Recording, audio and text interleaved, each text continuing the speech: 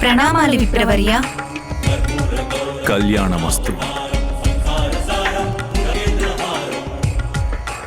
మేము చేయగలిగిన సహాయం ఏదైనా ఉంటే చెప్పండి విప్రవర్య.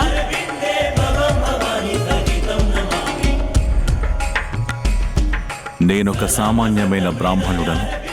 ఈ దారిలో వెళుతుండగా నాకిక్కడ ఏదో అద్భుతమైన తేజస్సు వెలువడినట్టు అనిపించింది. అటువంటి తేజస్సు కఠిన తపస్సు చేసిన తరువాతే ఉత్పన్నమవుతుంది. కుతూహలంతో నా పాదాలు నన్నిటివైపుగా లాక్కొచ్చాయి. మీకు కలిగిన అనుభవం చాలా సహజమైనది విప్రోత్తమ. హిమవంత మహారాజు కుమార్తె పార్వతీదేవి ఇక్కడ తపస్సు చేసుకుంటున్నారు.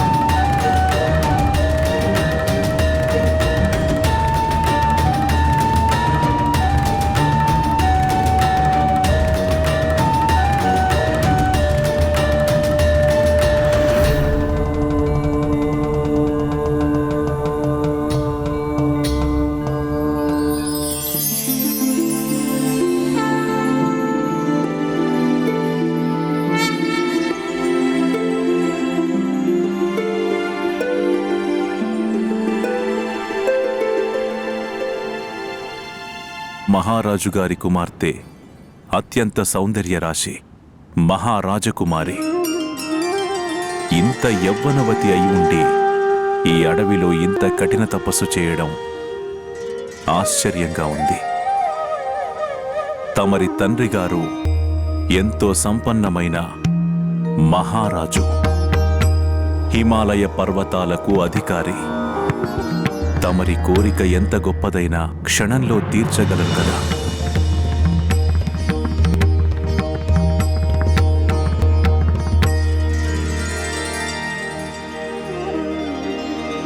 ఓహో, ఇప్పుడు అర్థమైనది.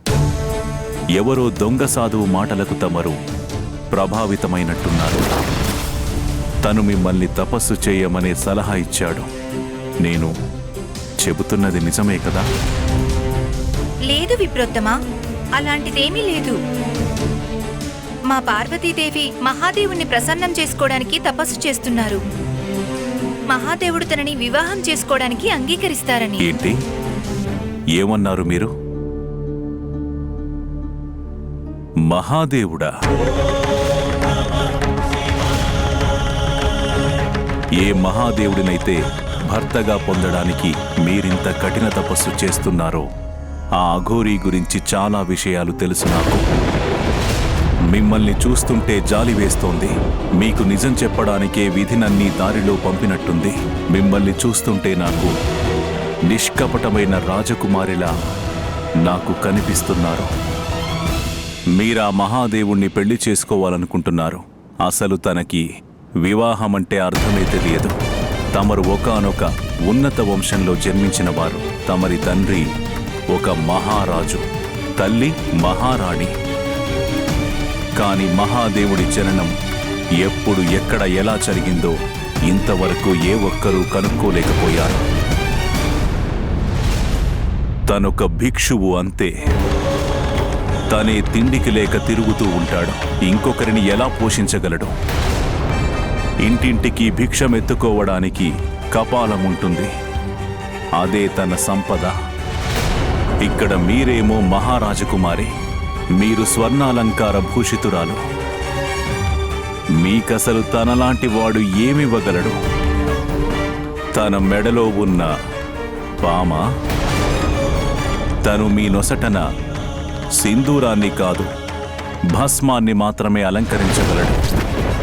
రాజభవనాలకు బదులుగా రాళ్ళు బండల మీద ఏ గుహల్లోనూ ఉండాల్సి వస్తుంది మీరు. అవన్నీ సరే, పొరపాటున తన మూడవ కన్ను తెరిచాడనుకోండి, తమరు భస్మమైన ఆశ్చర్యము లేదు.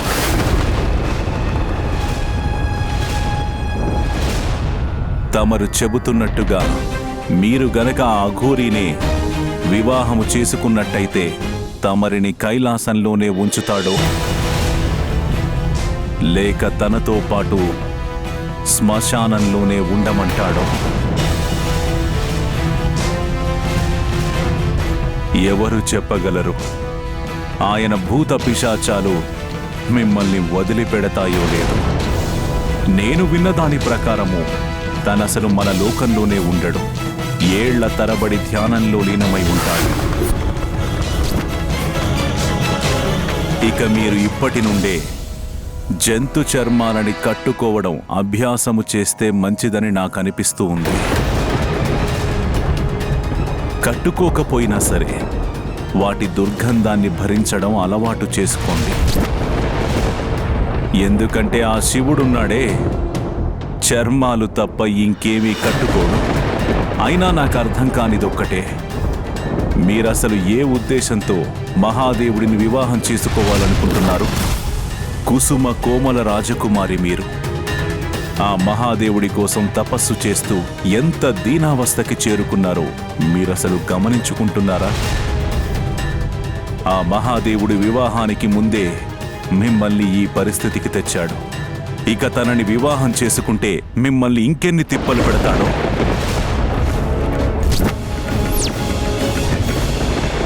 మహాదేవుడు పార్వతీదేవిని పరీక్షిస్తూనే ఉన్నారు. పార్వతీమాత ఆగ్రహం క్షణ క్షణానికి పెరిగిపోతూనే ఉంది. మరొక వైపు బ్రహ్మదేవుడు తారకాసురుడి రాజభవనానికి చేరుకుని నారాయణుడి పథకాన్ని అమలు చేయటానికి సిద్ధంగా ఉన్నారు.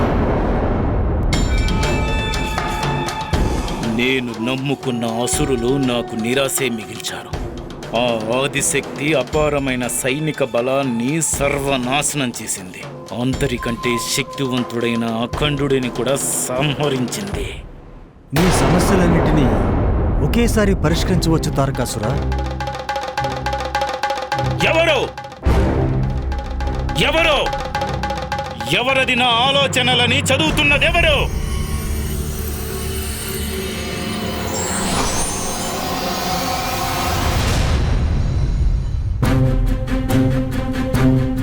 ప్రణామాలు బ్రహ్మదేవ.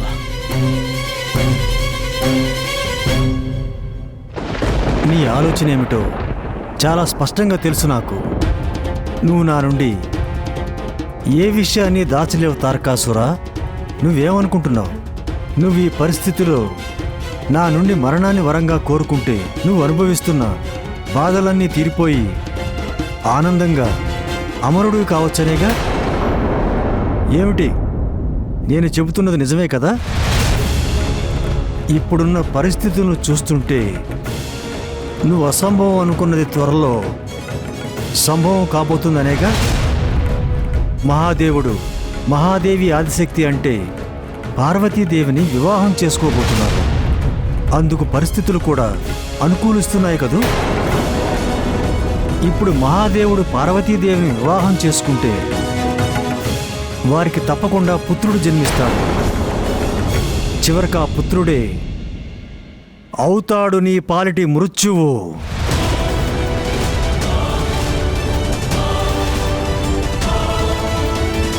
నేను నీ మృత్యువును త్వరలోనే జన్మనెత్తి నిన్ను సంహరించబోతున్నాను. కానీ నేను నా పరమభక్తుడికి అలా ఎంత మాత్రమూ జరగనివను తారకాసురా. అందుకే ఈసారి నేను కల్పించుకోవాలని నిర్ణయం తీసుకున్నాను. అక్కడ బ్రహ్మదేవుడు తారకాసురుడిని తన పథకానికి అనుగుణంగా మారుస్తుంటే ఇక్కడ మహాదేవుడు పెడుతున్న పరీక్ష పార్వతీమాతకు మరింత కఠినంగా మారుతూ వస్తుంది. చూడండి రాజకుమారి, మీరు ఊహల గాలిపటాన్ని పట్టుకొని ఎగరాలని చూస్తున్నట్టున్నారు. మీకు మహాదేవుడి అసలు స్వరూపం ఎంత మాత్రమూ తెలియదు. అందమైన మీ కళ్ళు తెరవండి, సత్యాన్ని గ్రహించండి రాకుమారి. మహాదేవుడితో వివాహం తరువాత మీకు కష్టాలు కడగండ్లే మిగులుతాయి. రాజభవనంలో సుకుమారంగా పెరిగారు. ఆ మహాదేవుడిని వివాహం చేసుకున్నాక మీకు బండలే ఆసనాలవుతాయి. రథాల్లో తిరిగిన వారు మీరు. మరి మహాదేవుడి వాహనమసలు ఏమిటి? ఒక బుద్ధి లేని ఎద్దు. అసలు మీకు ఆయనకి పొసగదు.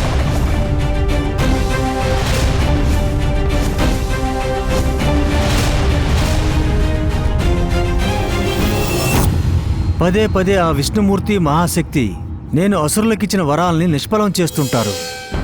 ఈసారి నీ ద్వారా నన్ను నేను నిరూపించుకోవాలనుకున్నాను. వారికంటే నేను ఎన్నో రెట్లు శ్రేష్ఠుడను. నేను నీకు సహాయం చేయగలను తారకాసురా.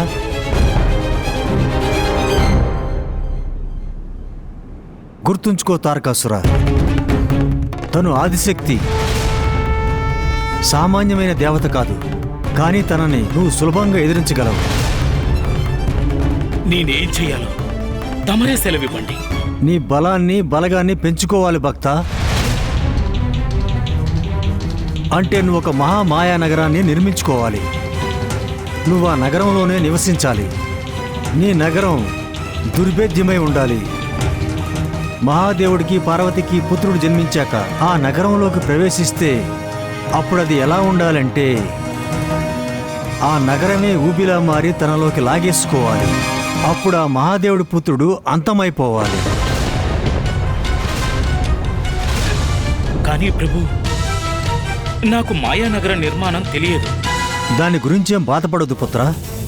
ఆ విద్యను నేను నీకు ప్రసాదిస్తాను.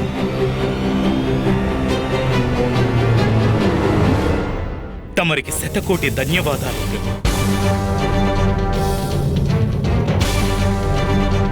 కాని బ్రహ్మదేవ, నేను గనక ఈ మాయా నగరానికి వెళ్ళిపోతే మరి ఈ స్వర్గం ఏమవ్వాలి? దాన్ని దేవతలకు తిరిగిచ్చేసేయ్.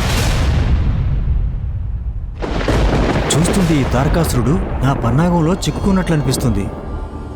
వారిని సామంతులుగా చేసుకుని నీ చెప్పు చేతుల్లో స్వర్గాన్ని పాలించుకోమని చెప్పు.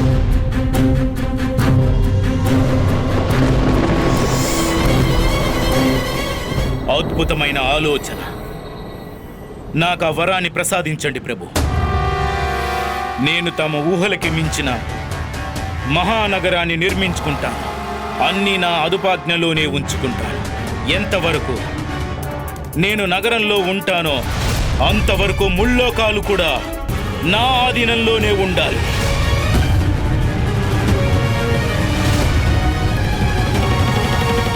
తదాస్తు.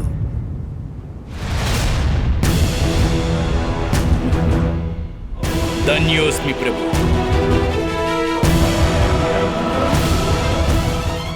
తారకాసురుడు అంతవరకు చేసిన దారుణాలు చాలవనా? ఆ బ్రహ్మదేవుడు తనకి మరొక వరాన్ని ప్రసాదించారు కదా విప్రవర్య. మహారాజా, ఆ వరం వెనకాల బ్రహ్మదేవుడు నారాయణుడు వేసిన ఉభయతారకమైన యుద్ధనీతి ఉంది. మొదటిది, దేవతలు స్వర్గంపై వారి అధికారాలను మరలా ప్రతిష్ఠించుకోవడం.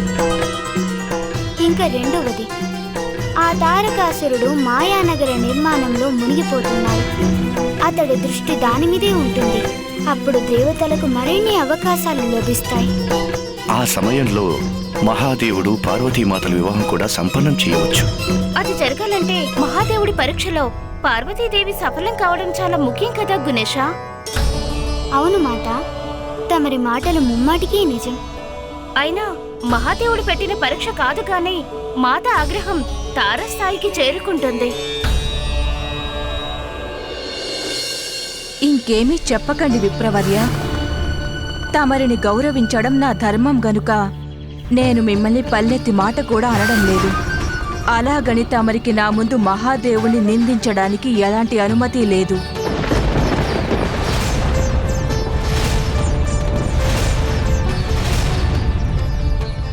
ఓ, అర్థమైనది. మహాదేవుడే తమరి ఆగ్రహానికి కారణము. ఆ మాత్రం ఆగ్రహం సహజం. తమరు ఊహించినదేమిటి? మీకు కనిపించే సత్యము ఏమిటి? ఎంతో కఠినమైన తపస్సు వ్యర్థమైపోయినది. వ్యర్థమైందని బాధపడకండి రాకుమారి. మంచి మనసుతో చేసిన కర్మాచరణ వ్యర్థము కాబోదు. మహాదేవుడు లేకపోయినా మీ ముందు నేనున్నాను కదా.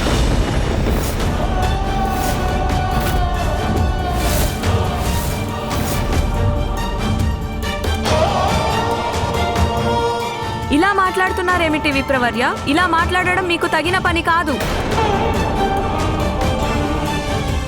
తగని పన?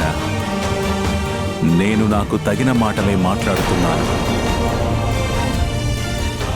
నేను రాకుమారుడిని కాకపోయినా రాకుమారికి మంచి ఆహారాన్ని ఇవ్వగలను. నేను మీ రాజకుమారిని ఉత్తమమైన భవనంలో ఉండేలా చేయగలను. మరియు కోరిన ఆభరణాల్ని తెచ్చిపెట్టగలను. సమాజంలో గౌరవ ప్రతిష్టలుండేలా చేస్తాను. కానీ మీకివన్నీ ఆ అఘోరి సమకూర్చలేడు మహారాజకుమారి. అందువల్ల ఆ మహాదేవుడి మాట మరచిపోయి నన్ను వివాహము చేసుకోండి.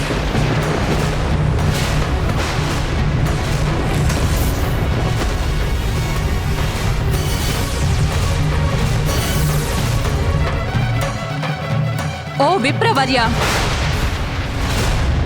మీరిలా మాట్లాడడం అస్సలు బాలేదు.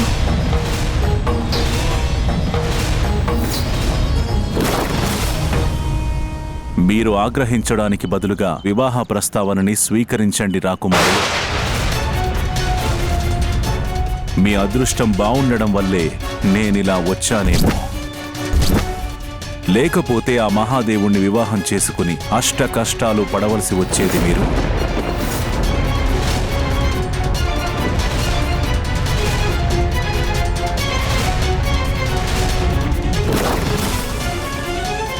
ఇప్పుడు చెప్పండి, వివాహం చేసుకుంటారు కదా నన్ను?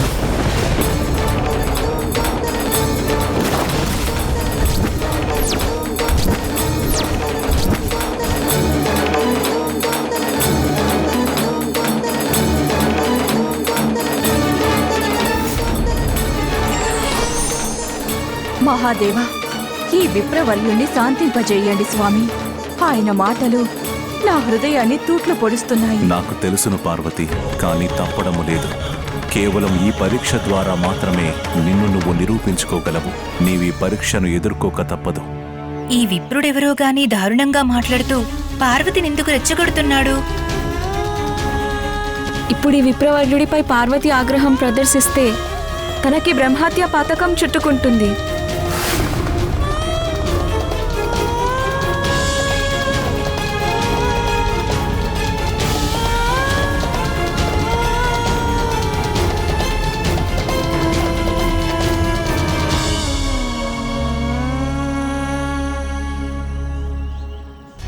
ముఖము తిప్పుకుంటే ఏం లాభం లేదు రాకుమారి. నాకు సమాధానమిచ్చే వరకు మిమ్మల్ని వదిలిపెట్టను. మహాజ్ఞాని అయిన బ్రహ్మచారిని నాకు భార్యగా మారి నాకు సేవలు చేసుకోండి. మీ జన్మ ధన్యమైపోతుంది. తనని తాను నిగ్రహించుకోవడానికి ప్రయత్నం చేస్తోంది పార్వతి. ఈ బ్రహ్మచారి చూస్తే తన మాటలతో పార్వతిలో క్రోధాగ్నికి ఆజ్యం పోస్తున్నాడు. ఓ, అర్థమైనది. నేను మీ మనసు గెలుచుకోవాలనుకుంటున్నట్టున్నారు. కానివ్వండి, నేనా ప్రయత్నము చేస్తాను. కానీ మీరు తప్పక ఒప్పుకోవలసి ఉంటుంది. మరి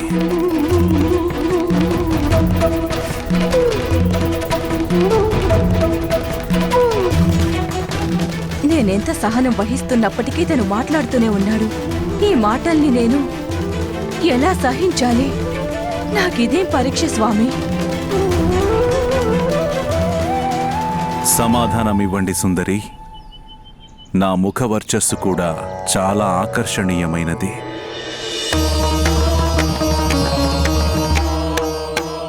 ఆ ఘోర అఘోరి మహాదేవుడితో మిమ్మల్ని గనక పోల్చి చూస్తే మనిద్దరం ఎన్నో రెట్లు చూడముచ్చటగా ఉంటాం. చాలు చాలు.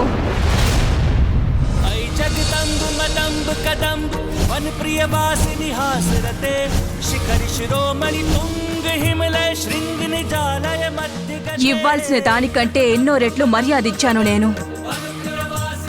కానీ మీరు ఇంకా ఇక్కడే నిలబడి మీరు మాట్లాడే మాటల్ని నేను సహించలేను. ఎవరైనా సరే మా మహాదేవుణ్ణి నిందించారంటే వారికి పాపం చుట్టుకోక తప్పదు. కాని ఎవరైతే వారి నిందలను వింటూ ఉంటారో వారు పాపంలో భాగస్థులే. ఇక్కడి నుంచి వెళ్ళండి.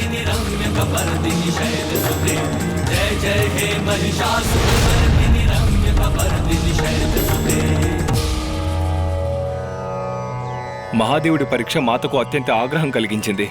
ఇంకా వారు మహాదేవుడికి దూరమైపోతున్నారు. ఇప్పుడేమవుతుంది? మాత ఆదిశక్తి క్రోధాగ్ని ఎలా శాంతిస్తుంది? ఇంత పెద్ద తప్పు చేయవద్దు కన్యా. నన్ను విడిచిపెట్టి అలా వెళ్ళవద్దు.